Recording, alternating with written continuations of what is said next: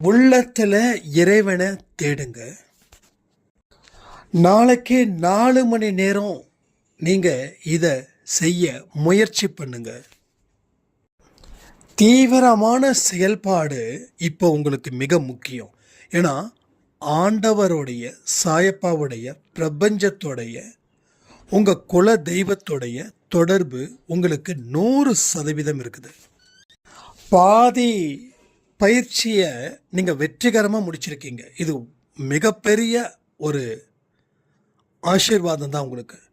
ஆனால் மீதி பாதியை முடித்தா உங்கள் வாழ்க்கையில் நடக்க இருக்கக்கூடிய அற்புதத்தை விவரிக்கக்கூடிய பதிவு தான் இந்த பதிவு.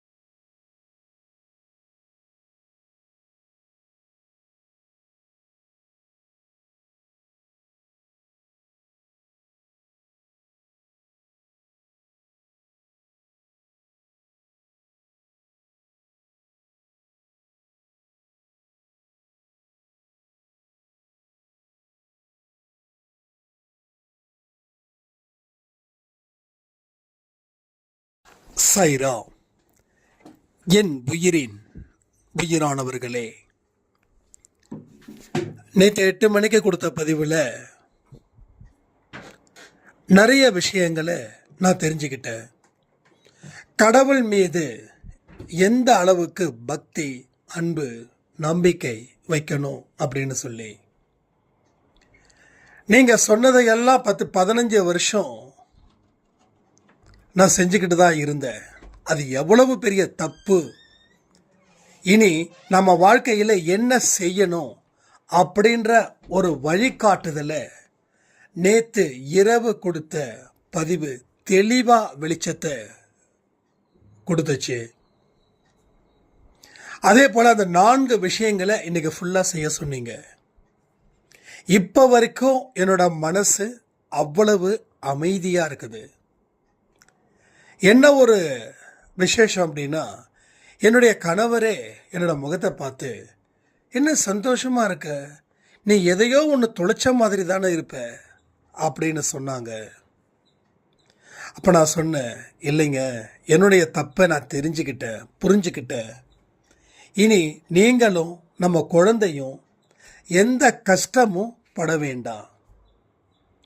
என் வாழ்க்கையில் நான் எவ்வளவு பெரிய முட்டாளாக இருந்து உங்களை அழ வச்சு வேடிக்கை பார்த்துருக்கேன், என்னை மன்னிச்சிருங்க அப்படின்னு நான் சொன்னேன்னா, திரும்பவும் கேட்டாங்க, இல்லை என்னன்னு சொல்லு, நீ இவ்வளவு மனசை மாற்றியிருக்க அப்படின்னா அதுக்கு என்ன காரணம்? ஏதாவது உன்னோட ஃப்ரெண்ட்ஸ் யாராவது பேசுனாங்களா, இல்லை என்ன நடந்துச்சு அப்படின்னதுக்கு அவங்க சொன்னாங்களா, எங்கள் அன்பேசாய் குடும்பத்தில் ஒரு மிக முக்கிய பதிவை நேற்று இரவு நான் கேட்டேன்.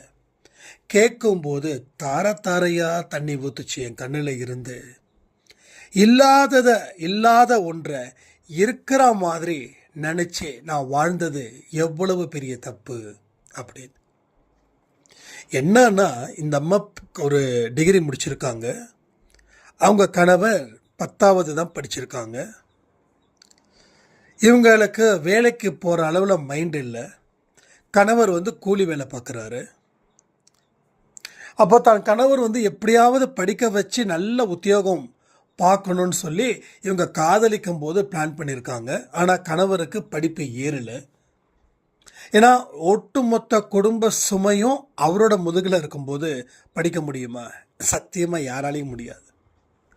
ஆனால் நல்லவர், இந்த கெட்ட பழக்கங்கள் எதுவுமே இல்லாதவர். ஆனால் அந்த பெண்ணுடைய பிரச்சனை என்ன அப்படின்னா, நம்ம புருஷனை நல்லபடியாக பார்த்துக்க முடியல, நம்ம வாக்கு கொடுத்தோமே அதை இங்கே செயல்படுத்த முடியல, என் கணவர் பாவம், அந்த மாதிரி ஒரு கில்ட்டி ஃபீலில் இருந்தாங்க. அதனுடைய வெளிப்பாடு தான் இப்போ நான் சொன்னது எல்லாமே. அப்போது ஒன்று நமக்கு கிடைக்கல அப்படின்னா அதை ஏற்றுக்கிற மனப்பக்குவம் எவனுக்கு இருக்குதோ அவனே தன்னை ஆள முடியும். என்ன நான் ஆளணுங்க, என்ன நான் ஆளணும். ஆக்சுவலி நேற்று காலையில் இருந்தே நைட்டு வரைக்கும் எனக்கு அதிகப்படியான தலை சுத்தல், தலைவலி. அது என்ன ஏதுன்னு எனக்கு இப்போ வரைக்கும் தெரியல. முந்தானத்து வீட்டில் இந்த வடை போண்டாலாம் கொஞ்சம் 2-3 பீஸ் ஜாஸ்தி ஆகிடுச்சு போல இருக்குது. அதனாலயா என்னன்னு தெரியல. ஏன்னா உடம்பை சுத்தமாக வச்சுருக்கும்போது எப்பயாவது ஒரு தடவை இந்த அளவுக்கு மீறின ஆயில் ஃபுட்டை நம்ம எடுத்துட்டோம் அப்படின்னா அது வேறு மாதிரி பிரச்சனைகளை உருவாக்கும். எனக்கு அப்படி தான். நம்மளுடைய விக்ரம் ஆக்டர் தெரியும்னு நினைக்கிறேன். அவர் பிரியாணியோடைய அதிதீவிரமான பிரியர் ஒரு காலத்தில்.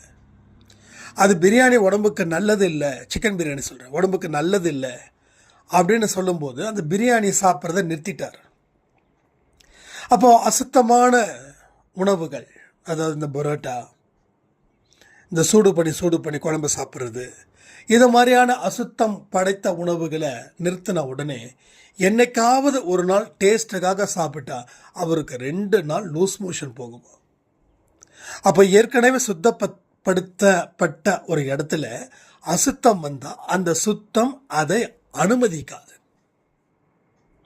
நல்ல பெர்ஃபார்மன்ஸ் பண்ணுறாருல்ல ஒரு ஆக்டர், நல்ல ஆக்டர், சூப்பரான ஆக்டர், எனக்கு ரொம்ப பிடிச்ச ஒரு ஆக்டர். நல்ல கண்ணியத்தோட, நல்ல பணிவோட, ஆக்ஷனை அண்டு எல்லாத்தையும் வெளிப்படுத்தக்கூடிய ஒரு சிறந்த மனிதன். ஸோ என்ன ஆகுது, நமக்கும் அந்த மாதிரி ஒரு நிலைமை வந்ததால் அப்போ அம்மாலாம் சொன்னாங்க, டே ஹாஸ்பிட்டல் போடா. அம்மா சொல்கிறாங்க, விச்சு சொல்கிறாரு, காயத்ரி சொல்கிறாங்க, அப்பா சொல்கிறாங்க ஹாஸ்பிட்டல் போ. நான் ஒன்றே சொன்னேன், இல்லை நைட்டு தூங்கி எழுந்திரிச்சு காலையில் எனக்கு சரியாயிடும் அப்படின்னு.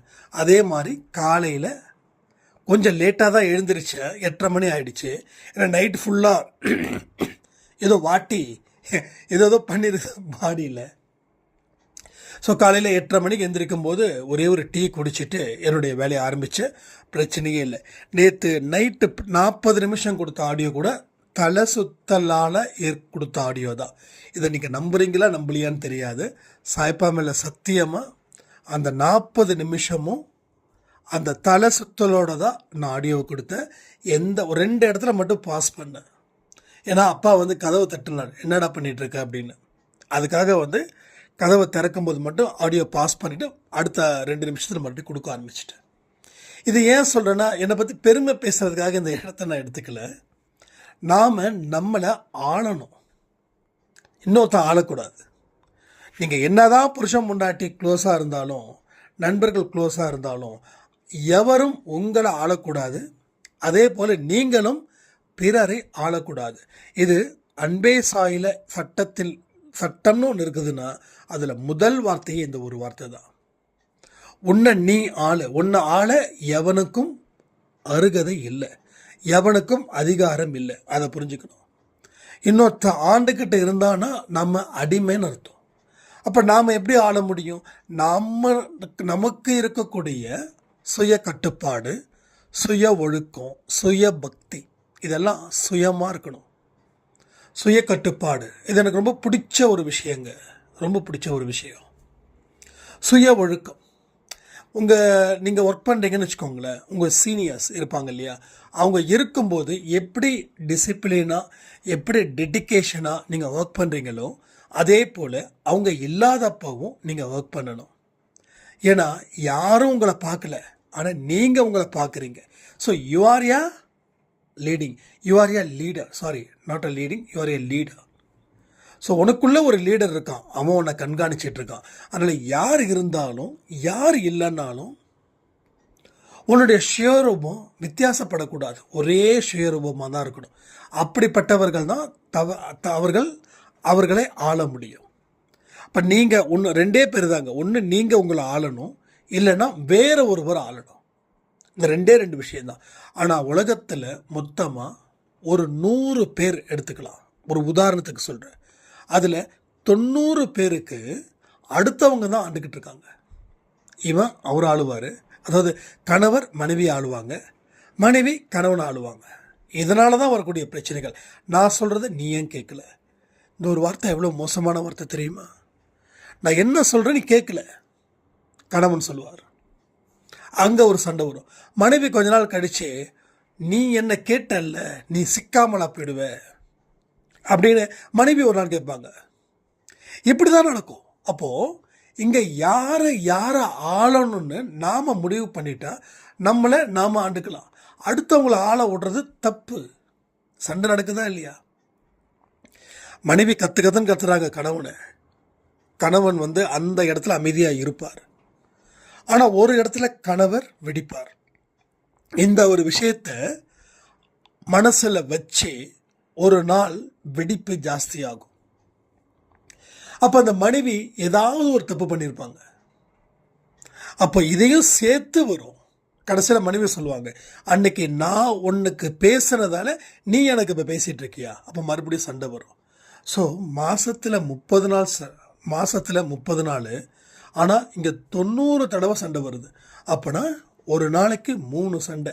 காலை மாலை இரவுன்றது போல் காலை ஒரு சண்டை, காலையில் லேட் ஆகுது போகுது வருதுன்னு, மதியானம் அந்த சண்டையோட ரிஃப்ளெக்ட் ஆகுது, நைட்டு புதுசாக ஒரு சண்டை உருவாகுது, அந்த சண்டை அடுத்த நாள் காலையில் தொடருது. இப்படி இருந்தால் குடும்பம் உருப்படுமா? உருப்படாதுல்ல. இப்படி இருந்தால் அந்த குடும்பத்தில் அமைதி இருக்குமா? வாழ்ந்தால் அந்த குடும்பம் மாதிரி தான் வாழணும்னு சொல்லி யாராவது உங்களை பார்த்து ஒரு ரோல் மாடலாக எடுப்பாங்களா? ஸோ இதெல்லாம் நீங்கள் புரிஞ்சுக்கணும். புரிஞ்சிக்க தான் நம்ம குடும்பத்தில் நடக்கக்கூடிய மிக முக்கியமான விஷயங்கள் என்ன ஏது அப்படின்றத நீங்கள் தெரிஞ்சுக்க முடியும். ஸோ உங்களை நீங்கள் ஆளணும். Point number 1.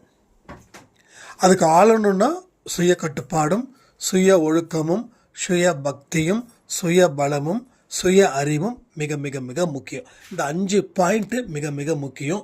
இதை யாராவது கமெண்ட் பண்ணுறதுனா கமெண்ட் பண்ணுங்கள். ஸோ இதெல்லாம் எதுக்கு சொல்கிறேன் அப்படின்னா, அக்செப்ட் பண்ணாதான் எல்லாத்தையும் ஏற்றுக்க முடியும். அக்செப்ட் பண்ணணும். இந்த வார்த்தையை நான் நிறைய பதிவில் சொல்லியிருக்கேன். அக்செப்ட் த பெயின் சொன்னது யார்? புத்தா. உன்னோட வலியை நீ ஏற்றுக்கோ. அதை ஒதுக்கி வைக்கிற வரைக்கும் அந்த வலி 10 மடங்கு, 100 மடங்கு, 1000 மடங்கு, லட்சம் மடங்கு அதிகரிக்கும். ஸோ வலியை உணர்ந்துக்கோ, வலியை ஏற்றுக்கோ. அந்த வலி தான் தலையெடுத்துன்னு நினச்சி வாழாத. அது ரொம்ப தப்பு. சில பேர் வலியை ஏற்றுக்கிட்டோம்பா, வேறு என்ன பண்ணுறது, வாழ்ந்து தானே ஆகணும், இந்த மாதிரி பேச்சு இங்கே இருக்கக்கூடாது. அது என்ன ஒரு வலி உரமாக இருந்துட்டு போகுது, என்ன ஆகிட போகுது. அப்படி அந்த வலியை ஒதுக்கி வைக்கணும். ஏற்றுக்கிட்டு ஒதுக்கி வைக்கணும். ஏற்றுக்காமல் ஒதுக்கி வச்சுக்கக்கூடாது. ஏற்றுக்கிட்டு ஒதுக்கி வைக்கணும். அப்போ தான் அதனுடைய மகத்துவம் என்னன்னு தெரியும்.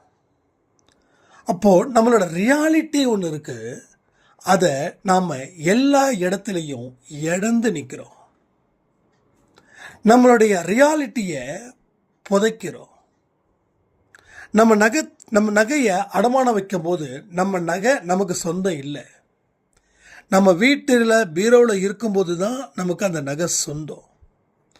அடமானத்தில் இருக்கும்போது அந்த நகை அடமானம் வைத்தவருக்கு தான் சொந்தம். எப்போ வரைக்கும்? அந்த நகையை மீட்டுற வரைக்கும். மீட்டக்கூடிய நாட்கள் காலங்கள் வரும்பொழுது மீட்டாமல் விட்டுட்டா அது வச்சவங்களுக்கு சொந்தம். அதே போல் உங்களை நீங்கள் அடமானத்தை எங்கேயும் வச்சிடாதீங்க. எல்லார்கிட்டையும் அன்பாக இருங்க, அக்கறையாக இருங்க. ஆனால் போலித்தனத்தை மட்டும் காட்டக்கூடாது.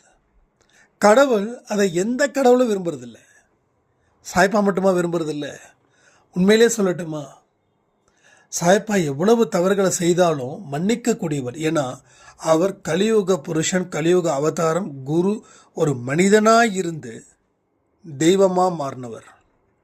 ஸோ ஏன் மனிதனாக பிறந்தார் அப்படின்னா, தெய்வத்தோட அவதாரத்தில் ஒரு அவதாரம், மனிதனாக பிறந்து மனிதன் கூடவே வாழ்ந்து மனிதனுடைய கஷ்ட நஷ்டத்தை புரிஞ்சுக்கிட்டு மனுஷனுக்கு அறிவுரை சொல்லி மனுஷனுடைய ஒவ்வொரு கர்மாக்களையும் அழித்து அவனுடைய ஆன்மாவை விடுதலை செய்வதே அவருடைய நோக்கம், அவருடைய அவதாரத்தின் நோக்கம்.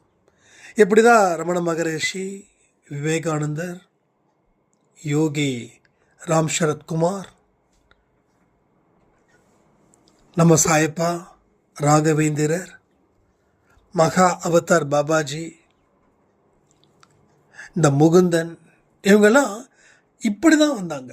மனிதர்களோட மனிதராக கலந்து அவங்களோட பிரச்சனைகளை நம்மக்கிட்ட சொல்லி அதற்கு உண்டான தீர்வுகளையும் சொல்லி, இதன்படி நீ வாழு, இதன்படி நீ வாழும்போது உன்னுடைய வாழ்க்கையில் நீ விட்டு போன அத்தனை விஷயங்களும் உங்களுக்கு வந்து சேரும்.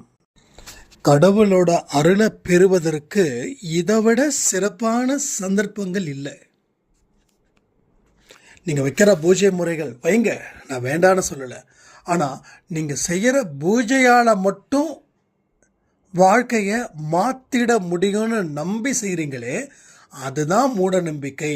அதை தான் செய்ய வேண்டான்னு நாம் சொல்கிறோம். புரியுதா? ஏன்னா நிறைய பேரை உதாரணத்தை காட்ட முடியும், எக்கச்சக்கமான பேர். இப்போ பாருங்கள், இந்த எங்களுடைய அனுபவமே பாருங்களேன். கிட்டத்தட்ட 10 வருஷ போராட்டம், 10 வருஷ துக்கம். இவங்க உலகத்தில் போகாத கோயிலே இல்லை.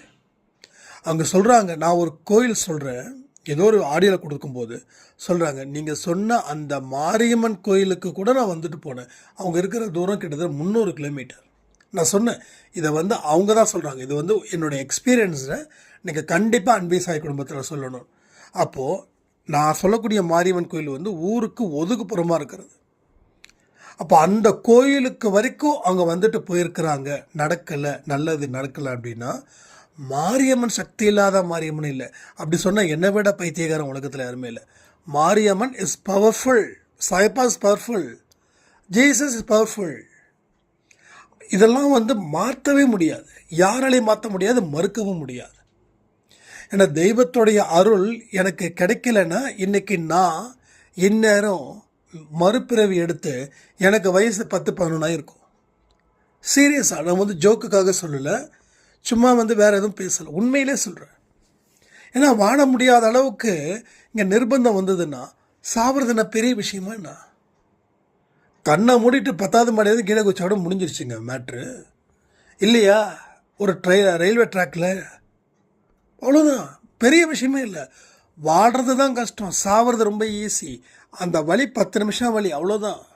அதுக்கப்புறம் மயக்கம் வந்துடும், அதுக்கப்புறம் மறுத்து போயிடும், அவ்வளோதான். அப்போது கடவுளோட அருள் இல்லைன்னா சத்தியமாக என்னால் வந்திருக்க முடியாது. என்ன தேவை அப்படின்னா, கடவுளோட அருளும் தேவை, உன்னுடைய வாழ்க்கையில் இருக்கக்கூடிய செயல்முறைகளும் தேவை. வாழ்வியல் முறைன்னு ஒன்று இருக்கே, அந்த வாழ்வியல் முறையில் ப்ளஸ் செயல்முறையும் தேவை. நீ செயல்படக்கூடியவனாக இருக்கணும்.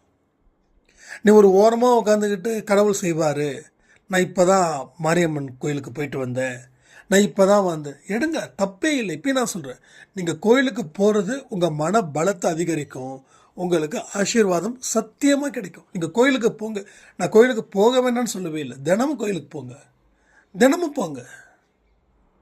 தினமும் போக போக தான் அந்த தெய்வத்துடைய தொடர்பு நமக்கு கிடைக்கும். தெய்வத்தை கிட்ட நிற்கும் போது, இப்போ ஒன்றும் இல்லை, நம்ம வீட்டில் தெய்வம் இருக்குதுன்னு வச்சுக்கோங்க, ஆனால் இந்த தெய்வம் எங்கே இருக்குது? கோயிலில் இருக்குது இல்லையா? நம்ம ஹிந்துஸில் சொல்லுவாங்க, தூணிலும் இருப்பார், துரும்பிலும் இருப்பாருன்னு சொல்லுவாங்க, உண்மை. ஆனால் நீங்கள் தெய்வத்தை பார்க்கும்போது காத்திருந்து ரொம்ப தூரமாக இருக்கக்கூடிய தெய்வத்துக்கிட்ட போய் நிற்கும்போது அந்த தெய்வத்துக்கு அவ்வளவு சந்தோஷமாக இருக்கும். என்னை பார்க்க இந்த குழந்தை எவ்வளோ தூரம் ஓடி வந்திருக்குது, எவ்வளோ கஷ்டப்பட்டு வந்திருக்குது அப்படின்னு. அதெல்லாம் தேவை. ஆனால் அது மட்டும் போதுமா? என்னென்னா, பாதி கதையை படிக்கிறீங்க, மீதி கதையை படிக்கலை, இதுதான் பிரச்சனை. பாதி கதையை தான் படிக்கிறோம், முழு கதையை படிச்சுட்டா அப்போ தான் தெளிவு கிடைக்கும். ஒரு மூவி எடுக்கணுன்னா 2.5 மணி நேரம் பார்க்குறோமா இல்லையா? அப்போ தானே கதை புரியும்ல. அது எந்த ஒரு அரை மணி நேரத்துக்கு முன்னாடி போனாலும் கதை புரியும். ஆனாலும் நம்மளுடைய அந்த ஆர்வம் இருக்கா இல்லையா? அப்போ அதே போல தான் வாழ்க்கைன்ற இதுலேயும் முழு கதையையும் படிங்க. உங்களுடைய பலத்தை பெறாமல் எதையும் செய்ய முடியாது. ஆனால் உங்கள் பலத்தை பெற்று நீங்கள் பாத யாத்திரை போங்க, காவடி எடுங்க, எல்லாம் எடுங்க. இன்னும் 2 மடங்கு 3 மடங்கு உங்கள் வாழ்க்கையில் பெரிய சந்தர்ப்பத்தை கடவுள் கொடுப்பார். பெரிய வெற்றி அவர் கொடுப்பார். இதெல்லாம் நல்லா புரிஞ்சுக்கணும். ஏன்னா அதே போல் கோயிலுக்கு கொடுக்கக்கூடிய உண்டியலை விட சாப்பாடு வாங்கி கொடுக்கறதுல தான் நீங்கள் முனைப்பாக இருக்கணும். வெளியில் எத்தனையோ பேர் கோயிலுக்கு முன்னாடி உட்காந்துருப்பாங்க. நீங்கள் ஒவ்வொரு வாரமும் வியாழக்கிழமை, நாளைக்கே வியாழக்கிழமை இல்லை, நாளைக்கு கோயிலுக்கு போவீங்கள்ல, கோயிலுக்கு போகும்போது சும்மா உங்களால் என்ன முடியுதோ ஒரு 5 சாப்பாடு பட்டலாம் வாங்கிட்டு போங்க. வெளியில் இருப்பாங்க இல்லையா, அவங்களுக்கு கொடுங்க, கொடுத்துட்டு போங்க. ஏன்னா அவங்க சாப்பிடணும். அவங்க சாப்பாடு உள்ளே போகும்போது என்ன ஆகுது, அவங்க ஆன்மா நிறையுது. அவங்க ஆன்மா அந்த சாப்பாடு வாங்கினவங்க வாழ்த்துறாங்களோ இல்லையோ, அந்த ஆன்மா வாழ்த்தும். பா, எனக்கு ஒரு உணவை கொடுத்த மகராசா, நீ நல்லா இருக்கணும்பா அப்படி. அப்போது கடவுள்கிட்ட அதே தர்மத்தை செஞ்சுக்கிட்டு கடவுள்கிட்ட போனீங்கன்னா அது இன்னும் உங்கள் வாழ்க்கையில் சிறப்பான விஷயத்தை கொடுக்கும். ஸோ நம்ம மூட நம்பிக்கைக்கு எதிரானவர்கள், ஆனால் இதையெல்லாம் உண்மையானது, இதெல்லாம் உண்மையானது. ஸோ பலனை எதிர்பார்த்து செய்யக்கூடாது. கடவுளுடைய மனசில் நான் இடம் பெறணும், இதுதான் நோக்கமாக இருக்கணும். என் பிரச்சனையை தீர்க்கிறதுக்காக நான் கடவுளை வணங்கலை, கடவுளோட மனசில் நான் இடம் பெறணும். இதை உங்களால் சொல்ல முடியும் அப்படின்னா எழுதி வச்சுக்கோங்க. இந்த ஒரு வருஷத்தில் உங்களுடைய பிரச்சனைகள் தீரும். ஒரே வருஷம் 2026. ஸோ 2027 பிப்ரவரி மாதம் உங்கள் பிரச்சனை தீரும். என்ன நினைக்கணும், கடவுள்கிட்ட என் பிரச்சனையை தீர்க்கணும் அப்படின்றத தாண்டி உன் மனசில் நான் வாழணும்னு நினைக்கணும். வாக்கு தத்துவமா இதை வச்சுக்கலாமா? சாயப்பாவே உங்களுடைய மனதில் நான் வாழணும், சாயப்பாவே உங்கள் மனதில் நான் வாழணும், சாயப்பாவே உங்கள் மனதில் நான் வாழணும். ஸோ இந்த வாக்கு தத்துவத்தை கையில் எடுங்க. ஒவ்வொன்றும் டைரியில் நோட் பண்ணிக்கோங்க. ஒவ்வொரு நாளும் வாக்கு தத்துவத்தை டைரியில் நோட் பண்ணிக்கோங்க. கமெண்ட்டில் போடுறதையும் ஸ்க்ரீன்ஷாட் எடுத்து வச்சுக்கோங்க. கமெண்ட்டை ஏன் போட சொல்கிறோம், ஏன் லைக் பண்ண சொல்கிறோம், ஏன் ஷேர் பண்ண சொல்கிறோம் தெரியுமா?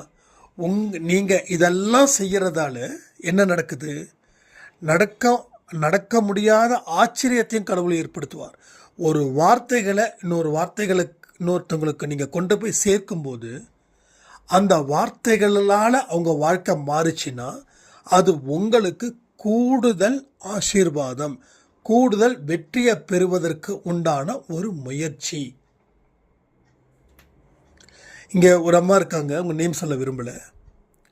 அவங்க ஆரம்பத்தில் சொன்னாங்க, ஷேர் பண்ணுறதால உங்களுக்கு தானே லாபம், எங்களுக்கு என்ன லாபம் அப்படின்னாங்க.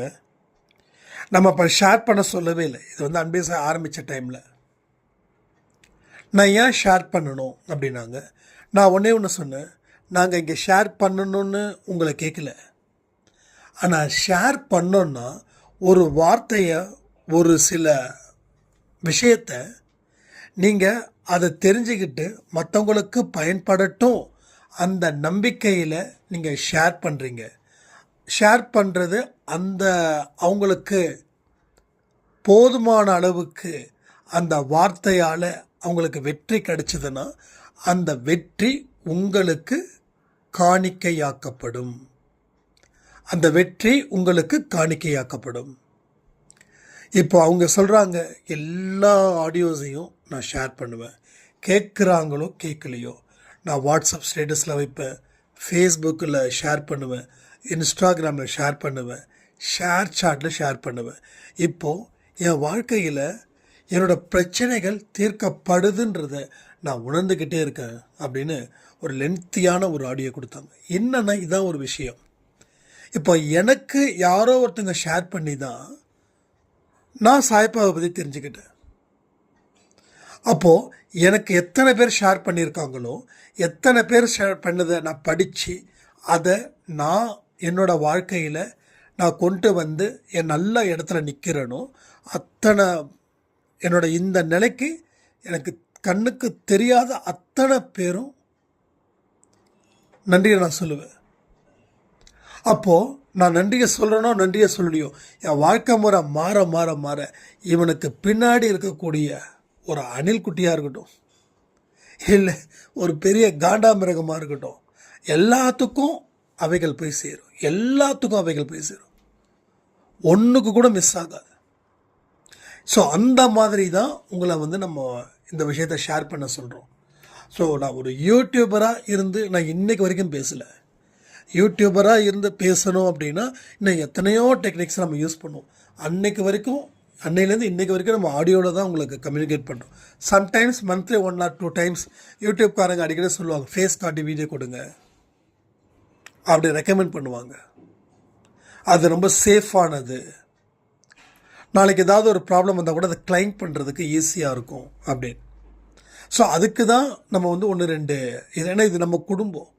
இந்த குடும்பம் யூடியூப் மூலமாக இணைஞ்சிருக்குது. யூடியூப் இல்லை, நாளைக்கு ப்ராப்ளம் ஆயிடுச்சுன்னா இணையிறது சாத்தியம் இல்லாமல் ஆகிடும் இல்லையா? அதுக்கு தான். அப்போ என்னன்னா, நம்ம ஒரு யூடியூபராக இருந்து பேசலை, உங்களுக்கு மேலும் எந்தெந்த வழியில் பலத்தையும் சிறப்பையும் பெற முடியும் அப்படின்றதுக்கு தான் இந்த மாதிரியான முயற்சிகள். ஸோ இதை நீங்கள் உள்ளுக்குள்ளே வச்சு செயல்படணும். நீங்களோட செயல்பாட்டுகள் என்றைக்குமே அதிகரித்ததாக இருக்கணும், என்றைக்குமே குறையக்கூடாது. உங்களுக்கு குறையிற மாதிரி இருந்துச்சுன்னா நீங்கள் சரி பண்ணுங்க. சில நேரத்தில் எனக்கே தோணும், சாய்ப்பா கிட்ட கொஞ்சம் பக்தி கம்மியான மாதிரி இருக்குதோ, அவர்கிட்ட பேசுகிறது கம்மியான மாதிரி இருக்குதோ. நான் உடனே சாய்ப்பா கிட்ட போய் முன்னாடி போய் நின்று சாய்ப்பா கிட்ட கொஞ்சம் அவரோட மனசை மாற்றி என்னுடைய மனசையும் மாற்றி அப்போ நடக்கும்போது மறுபடியும் ஒரு நல்ல வைப்ரேஷன் வரும். ஸோ பசிக்குது அப்படின்னா சாப்பிட்றோம்ல, அதே போல தான் சாய்ப்பா கிட்ட இருக்கக்கூடிய அந்த பசி. அப்போ நமக்கு மனசுக்குள்ளே தோணும், நம்ம ஆன்மா நினைக்கும், என்னடா இன்னமும் என்னோட ஆன்மாவும் சாய்ப்பாவோட ஆன்மாவும் சேர்க்கலை, என்ன பண்ணிகிட்ருக்க அப்படின்னு ஒரு உள்ளுணர்வு வரும். அந்த உள்ளுணர்வு உங்களுக்கு வந்துடுச்சுன்னா உடனே 10 நிமிஷம் ஒரு 1/2 hour அவருக்கு நேரத்தை ஸ்பெண்ட் பண்ணுங்கள். அதுக்கப்புறம் மறுபடியும் கொஞ்சம் நேரத்தை நீங்கள் ஸ்பெண்ட் பண்ணலாம். சாய்ப்பா கிட்ட நேரத்தை யாரெல்லாம் ஸ்பெண்ட் பண்ணுறாங்களோ அவங்களோட வாழ்க்கையில் தான் நிறைய அற்புதங்கள் நடந்துக்கிட்டு இருக்குது. ஏதோ கேட்டோம் போனோம் வந்தோம், அதை தாண்டி அவரை மனசில் வச்சுக்கிட்டு எல்லா விஷயத்தையும் கேட்கணும். அன்பே சாய் ஆடியோ மட்டும் இல்லை, நல்லவர்கள் சொல்லக்கூடிய அறிவுரைகள், நீங்கள் கேட்குற பார்க்குற மெசேஜஸ் எல்லாமே அவரை நினச்சிக்கிட்டு தான் நீங்கள் கேட்கணும், செய்யணும். ஸோ இதில் தான் வாழ்க்கையில் ஒரு பொக்கிஷமும் ஒரு அற்புதங்களும் கலந்துருக்குதுன்றத உங்கள் வாழ்க்கையில் செயல்படும் போது தான் அது புரிய வரும். ஸோ செயல்படாத எந்த ஒரு மனிதருக்கும் எந்த ஒரு விஷயமும் நடக்க வாய்ப்பே இல்லை. எனக்கு அற்புதம் நடக்கலை, அதிசயம் நடக்கலைன்னு எத்தனையோ பேர் ஏன் சொல்கிறீங்க? நீங்கள் சொல்லவே கூடாது. ஏன் தெரியுமா? சொல்கிறவங்க இன்னமும் முழு மனதோட செயல் புரியலை. நீங்கள் சாய்பாவை வணங்குறீங்க, ஆரத்தி எடுக்கிறீங்க, சச்சரிதம் படிக்கிறீங்க, அது உண்மை, அது முழு மனதோடு செய்கிறீங்க. ஆனால் வாழ்க்கையில் ஜெயிப்பதற்கு தேவையானது தான் இந்த அறிவு பசி, சாயப்பா பசி. சாயப்பா பசியோடு இருக்காருன்னு நினச்சிக்கோங்களாமே. அவர் பசியோடு இருக்கார். அவருக்கு முழு விருந்தை நீங்கள் கொடுக்கணும். அப்போது ஒரு 1/2 நாளாவது டைம் எடுத்துக்கோங்க. நாளைக்கு தேர்ஸ்டே தானே? ஸோ நாளைக்கு தேர்ஸ்டே இல்லையா? ஒரு 1/2 நாள், என்னால் முடியாது நாளைக்கு அவுட் ஆஃப் செஷனு, ஒரு 1/2 நாள் நீங்கள் அவர் கூட ஸ்பெண்ட் பண்ணுங்கள். ஒன்று ஒரு 4 மணி நேரம், 6 to 10 வச்சுக்கோங்க காலையில், இல்லை 10 to ஒரு 4 மணி நேரம் சேர்த்துக்கோங்க, இல்லை மதியானத்தை ஒரு 4 மணி நேரம் சேர்த்துக்கோங்க, இல்லை ஈவினிங் 4 மணி நேரம் சேர்த்துக்கோங்க. நைட்டு மேக்ஸிமம் ஒரு 6 மணிக்குள்ளே, ஈவினிங் 6 மணிக்குள்ளே முடிச்சிருங்க. நைட்டு வேண்டாம், 6 மணிக்குள்ளே முடிச்சிருங்க. ஒரு 4 hours அவர்கிட்ட பேசுங்க. அவர் உங்களுக்கு செய்த அத்தனை விஷயத்துக்கும் நன்றிகள் சொல்லுங்கள்.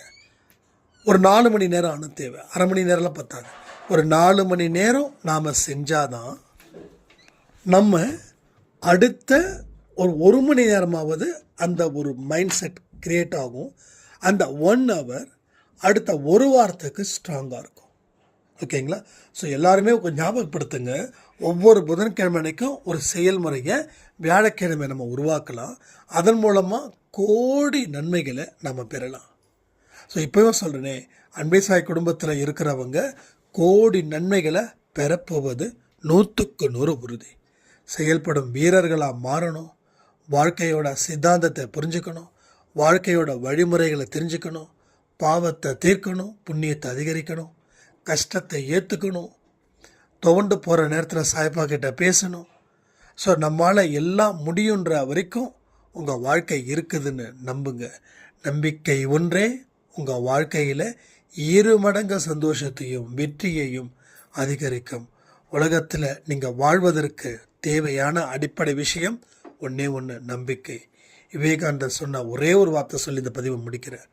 ஒன்றை நீ நம்பலைன்னா, அதாவது இரத்தமும் சதையுமாக உணர்வுமாக இருக்கிற ஒன்றை நம்பலைன்னா, கண்ணுக்கு தெரியாத கடவுளை உன்னால் எப்படி நம்ப முடியும்? இந்த ஒரு வார்த்தை எனக்கு இன்னமும் ஒரு தாக்கத்தை ஏற்படுத்துச்சு. அப்போ நான் என்ன நம்பினாதான் கடவுளை நம்ப முடியும். நான் என்னோட வாழ்க்கையை சாதிக்க முடியும், அந்த மைண்ட் செட்டில் கடவுள்கிட்ட நான் நின்னாதான் அத்தனை நல்ல விஷயங்களும் நடக்குன்னு சொல்லி இந்த பதிவை நான் முடிக்கிறேன். ஜெய் சாய்ராம்.